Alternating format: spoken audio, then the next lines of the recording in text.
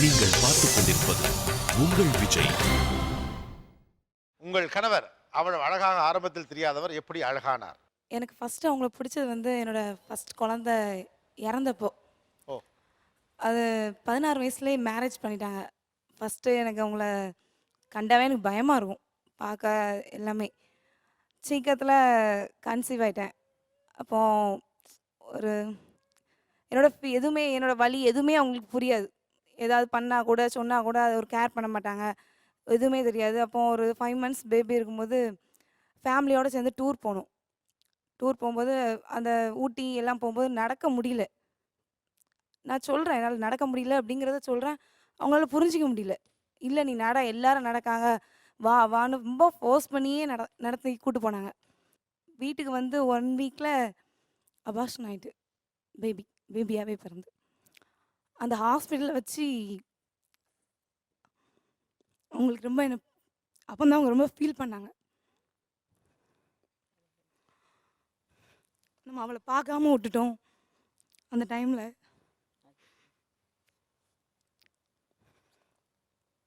அந்த செகண்ட்லேருந்து அவங்கள எனக்கு ரொம்ப பிடிக்க ஆரம்பிச்சுச்சு. அந்த ஹாஸ்பிட்டல்ல வச்சு காட்டின பாசம், அவங்க என்ன பார்த்துட்டு இருந்தது, விடிய விடிய தூங்காம நம்ம பண்ண தப்பு, நம்ம கூட்டிட்டு போனது, அது இன்னி வரை என்னால மறக்க முடியல. எப்போதிலிருந்து உங்கள் கணவர் ரொம்ப அழகானவராக மாறிப் போனார்? எப்போதிலிருந்து ரொம்ப பிடிக்க ஆரம்பிச்சிருச்சு? அவர் வந்து எனக்கு எங்களுக்கு மேரேஜே 7 இயர்ஸ் ஆகுதுங்க சார். 6 இயர்ஸ் எனக்கு பேபி இல்ல. இப்போ நான் ஒரு 1 இயர்க்கு முன்னாடி ப்ரெக்னென்ட்டாக இருந்தேன். ஆனா, எங்க அம்மாவுக்கு வந்து ஆக்சிடென்ட் ஆயிடுச்சுங்க சார். ஆக்சிடென்ட் ஆயிடுச்சு. அப்போ வந்து அவர் போ வேணாம் நீங்க இங்கேயே இருந்துக்கோங்க. பட் என் அம்மானா எனக்கு ரொம்ப உயிர். நான் கண்டிப்பா போயே ஆவேன் அப்படின்னு சொல்லிட்டு ரொம்ப அடம் பிடிச்சு அங்க போனேன். போயிட்டு அங்க கொஞ்ச நாள் இருந்தப்போ எங்க அம்மாவுக்கு ஆக்சிடென்ட் ஆகி பிரெயின் லாஸ் மெமரி லாஸ் ஆயிடுச்சு அவங்களுக்கு. அவங்களே இறந்துட்டாங்க. நானும் வந்து அங்க போயிருந்ததுனால ரொம்ப அழுது அழுது அந்த ஒரு மாரி டென்ஷன், மென்டல் ஸ்ட்ரெஸ் மாதிரி ஆயிட்டு, பேபி வந்து 7 மந்த்ஸ்ல போய் ஸ்கேன் பண்ணி பார்த்தப்போ பேபியும் இறந்துருச்சு. ஹார்ட் பீட் இல்ல அப்படின்னு சொல்லிட்டாங்க. பட் நான் என்னன்னா ரொம்ப ஃபீல் பண்ணி ரொம்ப அழுதுட்டே இருந்தேன். நம்மள அம்மான்னு கூப்பிடுறதுக்கு ஒரு ஆள் இல்ல. நம்ம அம்மான்னு கூப்பிடுறதுக்கு ஒரு ஆள் இல்ல. 2ல ஏதாவது ஒண்ணு இருந்தா கூட நல்லா இருந்திருக்கும். அப்படின்னு சொல்லி ரொம்ப அழுதுட்டே இருந்தேன். பட் அவர் சொன்னாரு, "நீ வந்து கவலைப்படாத. இனிமே வந்து" இதுக்கு முன்னாடி அவர் அந்த மாரி சொன்னதில்ல. பட் எனக்காக எத வேணாலும் செய்வாரு அவரு. அது அப்போ வந்து சொன்னேன், "நான் நல்ல அம்மாவா இருப்பேன். நீ கவலைப்படாத" அப்படின்ட்டு. பட் எந்த ஒரு ஜென்ஸ் இந்த வார்த்தைய சொல்லியிருப்பாங்களான்னு எனக்கு தெரியல. பட் "உனக்கு இனிமே நல்ல அம்மாவா இருப்பேன். அம்மாவா இல்லன்னு நெனச்சு நீ கவலைப்படாத" அப்படின்னு சொல்லிட்டு. பட் அந்த நிமிஷத்துலருந்து ரொம்ப பிடிக்க ஆரம்பிச்சிருச்சு. பட் நல்லாவும் பார்த்துக்கிறாரு. பட் நம்ம அப்ப நெனச்சது ரொம்ப தப்பு அப்படின்றது இப்ப நான் ரொம்ப ஃபீல் பண்றேன் சார். மேல கொடுங்க அவங்கள்ட்ட. அவங்கள்ட்ட பக்கத்துல.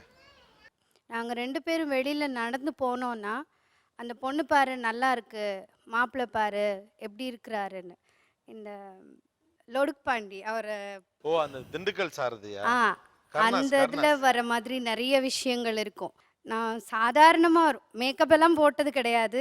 சாதாரணமா தலை சீவி ஒரு கமல் ஜிமிக்கி போட்டு சாரி கட்டி வந்து நின்னாலே, கோவப்பட மாட்டாங்க, திட்ட மாட்டாங்க. அப்படியே முகம்லாம் அப்படியே வாடி அமைதியா போய் உட்காந்துருவாங்க. அது பார்க்கும்போது ரொம்ப கஷ்டமா இருக்கும் ஃபர்ஸ்ட்டெல்லாம். அதுக்கப்புறம் என்னை எங்கேனா கூட்டிட்டு போங்க, கூட்டிட்டு போங்கன்னு கேட்கும்போது, "காலம் ரொம்ப கெட்டு கிடக்கு, உனக்கு தெரியாதுன்னு." அவர் ஹைட் கிடையாது, வெயிட் கிடையாது, கலர் கிடையாது. அப்ப எனக்கு அது ரொம்ப கஷ்டமா இருந்தது. வெளியில எங்க போனாலும், அது ஏதோ ஒரு மாதிரி ஒரு கில்ட்டியா ஃபீல் பண்ண மாதிரியே இருக்கும். அதே மாதிரி எனக்கு உடம்பு சரியில்லன்னு சொல்லி ஹாஸ்பிட்டல் அட்மிட் பண்ணியிருந்தாங்க. அப்ப இவர் எனக்கு லஞ்ச் எடுத்துட்டு வந்திருந்தாரு. "இவரு உங்க வீட்டு வேலைக்காரனா?" அப்படின்னு ஒருத்தவங்க பார்த்து கேட்டாங்க. அப்போ வந்து ரொம்ப மனசு கஷ்டமா இருந்தது.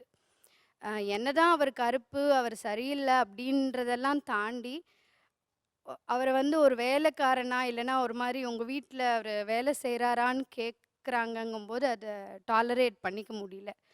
அதுக்கப்புறம் இதுவரைக்கும் ஆச்சு. நெறைய எனக்கு உடம்பு சரியில்லாம இருந்திருக்கு. ஆனா, ஒரு வார்த்தை கூட என்னை ஒரு நாளும் சொல்லி காட்டுனது கிடையாது. "எனக்கு முடியலன்னா பரவாயில்ல, நான் செய்றேன்" அப்படின்னு சொல்லுவாங்க.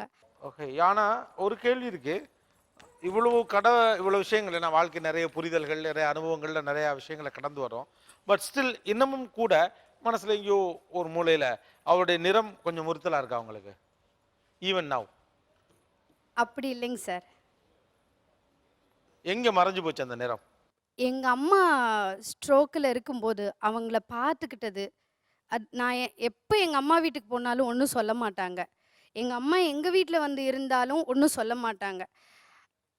அவங்க ரொம்ப கஷ்டப்பட்டாங்க. அதாவது அவங்களோட எந்த வேலையும் அவங்க செஞ்சுக்க முடியாது. இவர் சாப்பிட்டுட்டு இருப்பாரு.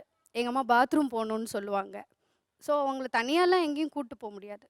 ஆனால் அதையும் ஜீரணம் பண்ணிக்கிட்டு அவர் சாப்பிடுவார். என்னோட மாமியார் இல்லை, என்னோட அம்மான்னு. ஸோ எங்கள் அம்மா அப்பாவை அவங்கள மாதிரி நல்லா பார்த்துக்க முடியாது.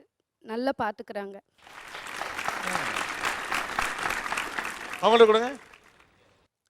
இப்போ எனக்கு மேரேஜ் ஆயிட்டு 7 இயர்ஸ் ஆகுது. But due to some personal 3 years நான் மேரேஜ் ஆயிட்டு எங்கள் அம்மா வீட்டிலேயே தான் இருந்தேன். அப்போ 3 இயர்ஸ் வரல என்னால் அவரை பற்றி எதுவும் எனக்கு புரிஞ்சிக்க முடியல. நிறைய மிஸ் அண்டர்ஸ்டாண்டிங் வந்துட்டே இருந்தது. எனக்கு அப்போ ஒரு பெரிய கொஸ்டின் மார்க் கூட இருந்தது. இந்த லைஃப் கண்டினியூ ஆகுமா, இல்லை நம்ம வந்து சிங்கிளாக தான் லைஃப்பை லீட் பண்ண போகிறோமாங்கிற ஒரு பிக் கொஸ்டின் மார்க் இருந்தது அந்த 3 இயர்ஸில்.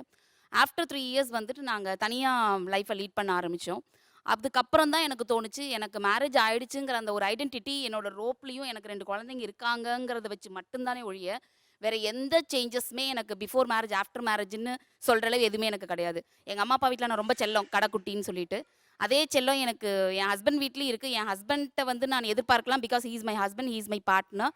ஆனால் என் மதர் இன்லா, என் ஃபாதர் இன்லா அங்கே போனீங்கன்னாலும் நானே தான் ரொம்ப முக்கியமான விஷயமாகவும் ரொம்ப செல்லமாகவும் இருக்கிறதுனால எனக்கு ஆன் தி ஹோல் அந்த ஃபேமிலியே எனக்கு ரொம்ப கிஃப்டட் ஃபேமிலின்னு தான் நான் சொல்லணும். அப்புறம் இன்னொரு விஷயம் என்னென்னா, எங்கள் அம்மா அப்பாவுக்கும் சரி, என் கூட எனக்கு 2 சிஸ்டர்ஸ் இருக்காங்க, ஒரு பிரதர் இருக்கார்.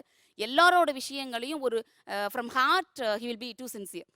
ஒரு உண்மையான பாசத்தோடு அவங்கக்கிட்ட நடந்துப்பார். என்னால் அப்படி இருக்க முடியுமான்னு எனக்கே என் மேலே டவுட் இருக்குது. பட் அவர் அந்த மாதிரி கிடையாது.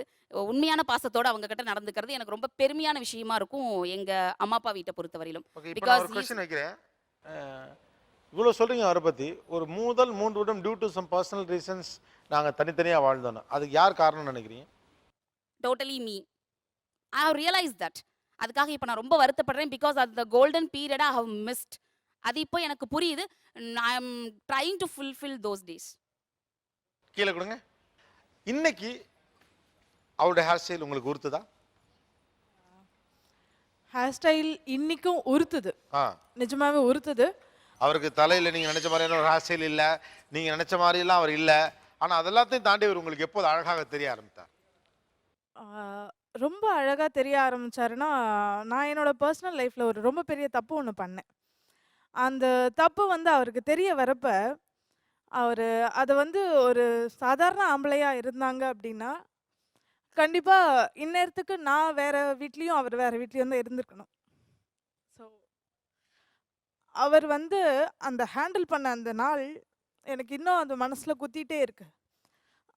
ஒரு ஆம்பளையாக இருந்திருந்தாங்க, வேற ஒரு ஆம்பளையாக இருந்திருந்தாங்கன்னா, நீ எனக்கு வேண்டாம் அப்படின்ட்டு அன்னைக்கே என்னை தலைமுழுகியிருப்பாங்க. அவராக இருக்க போக அந்த ஒரு நாள், அந்த ஒரே ஒரு நாள் தான் என்னை ஒரே ஒரு கேள்வி தான் கேட்டார். அதுக்கு மேலே அந்த விஷயத்தை பற்றி அவர் பேசினதும் கிடையாது, என்னை குத்தி காட்டினதும் கிடையாது. அந்த ஒரு விஷயம் இன்னி வரைக்கும் சரி, எந்த ஒரு ஆம்பளையாலையும் அது அந்த மாதிரி இருக்க முடியாது. அவரால் மட்டும்தான் இருக்க முடியும். அதனால் மட்டுமே அவர் எனக்கு எல்லாமே அவர் தான். அந்த நாள்லேருந்து என்னைய பற்றி அந்த விஷயத்த அவர் அடுத்த நிமிஷமோ அடுத்த நாளிலேருந்தே என்னை வந்து அவர் அந்த மாதிரி ஆங்கிளில் பார்க்கவே இல்லை. அந்த தப்பை எனக்கு குத்தி காட்டுற மாதிரி அவர் ஒரு நாளும் பேசினது கிடையாது. அந்த விஷயத்தில் அவர் தான் உலகத்திலே பெரிய மனுஷன். இப்போ திரும்ப அதே கேள்வி கேட்குறேன். அவருடைய தலைமுடி உங்களை என்ன உறுத்துதா?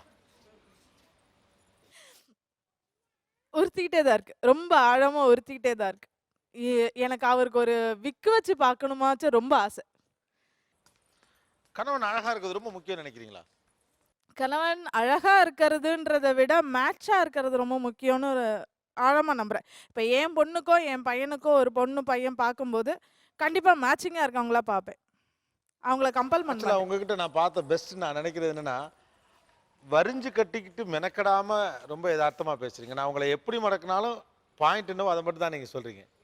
உங்கள்கிட்ட அதாவது நீங்கள் பேசுனதுல எவ்வளோ நியாயம் இருக்குது, தர்மம் இருக்குங்கிற பற்றிய கேள்விகள் இங்கே எழுப்பப்படலாம். ஆனால் உங்ககிட்ட போலித்தனம் இல்லைங்கிறது மட்டும் 100% உண்மை. ஏன்னா ஒரு சிறந்த மனிதர் அவர் அப்படின்னு சொல்லிட்டு அதனால அவருடைய வழுக்கு எனக்கு எல்லாத்தையும் தாண்டி ஒரு மூளை அதெல்லாம் போகலை. அது ஒரு மனைவியாக ஏரியாவில் இருக்கப்ப என்ன வீட்டுக்கார அவர் பெண்ணோட மனசை இவ்வளோ ஓப்பனாக யாரும் பேசுறதில்லை. Very nice. I am so blessed.